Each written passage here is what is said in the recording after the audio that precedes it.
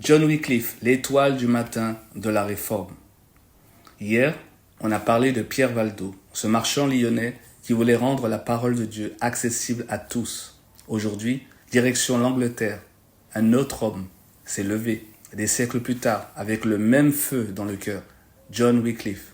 On l'appellera plus tard l'étoile du matin de la Réforme.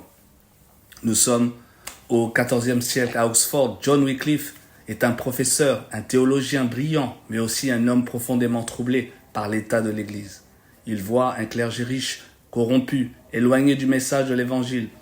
Alors Wycliffe commence à enseigner une vérité simple et puissante. L'autorité suprême n'est pas le pape, mais la parole de Dieu.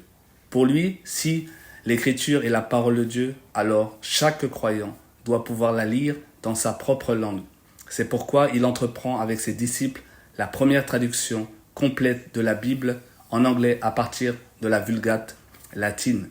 Ses idées dérangent profondément. Il critique la vente des indulgences, rejette la transsubstantiation et affirme que le salut vient par la foi seule.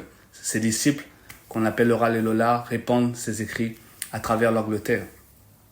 Wycliffe est attaqué, accusé d'hérésie, mais il meurt de mort naturelle en 1384. Rome n'en restera pas là.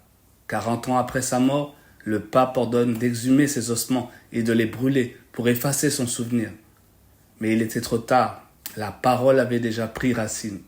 Conclusion, John Wycliffe n'a jamais vu la réforme, mais il en a été la première lumière. Son amour pour la vérité a ouvert le chemin à Huss, à Luther, à Calvin, à Zwingli et à tant d'autres après lui.